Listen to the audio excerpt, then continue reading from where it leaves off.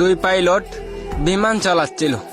ঠিক সেই সময় এক পাইলট আরেক পাইলটরে জিজ্ঞাসা করলো, এই মুহূর্তে যদি আমাদের প্লেনে আগুন লেগে যায় তুমি সর্বপ্রথম কি কাজটাই করবে?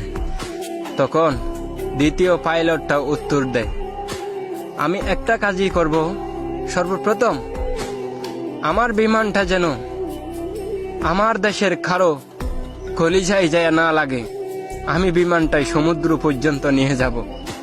3 মিনিট পর চালাতে চালাতে ঠিক সমুদ্রের পথে নিয়ে যায় কর্ণফুলী নদীতে। আরে নিজের জীবন চইলা গেল, কিন্তু দেশের মানুষকে যাইতে দিল না। এইরকম একটা পাইলটেরই দরকার আমাদের দেশে।